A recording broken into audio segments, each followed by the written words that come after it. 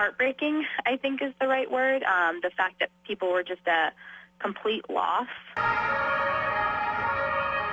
Emma Twitchell of Kingfield, Maine says she was sound asleep in her room at the Pullman Hotel in Paris, unaware of the tragic killings that happened around the city Friday night when her cell phone went off. What happened was I had gone in early for the night, but basically I woke up just after midnight to a bunch of telephone calls coming in, and there were sirens out in the street.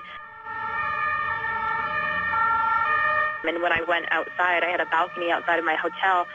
There was just a ton of police cars, military, armed policemen patrolling the streets, people screaming. It was just complete chaos. A University of Maine graduate and former employee of ABC7 and Fox 22, Emma was staying in Paris for work, only 2 to 3 miles from the Battical Concert Hall, a site of one of the attacks. When I finally was able to kind of find out what had happened, to be completely honest, a complete panic set in. And I know that a lot of other people, especially in the hotel, felt that way because kind of when I went downstairs to get more answers, the hotel went into lockdown. One of her 10 coworkers on the trip to Paris was having dinner that night and could not leave the restaurant. She was trapped for a while at the restaurant because they weren't allowing anyone to be on the streets or on the roads. Fortunately, they ended up letting a few taxis go on the streetway to get people to safety. But I think the scariest thing for her was just having to be evacuated in such a manner. The lockdown continued at the hotel into the morning. Emma eventually left her room in the afternoon. She says as she walked the streets, the pain of Friday night still hung in the air. But it was the feel was very uncomfortable, very somber.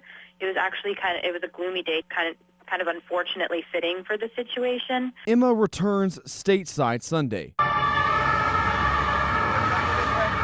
While she processes the weekend that was, she explains one thing she saw standing on the balcony of her hotel is an image of the Eiffel Tower she will never forget. The hotel I'm in is right next to the Eiffel Tower, so to get up last night too and look over to expect to see, the National Monument lit up, to be completely dark, I think that that spoke words about how everyone in France was feeling.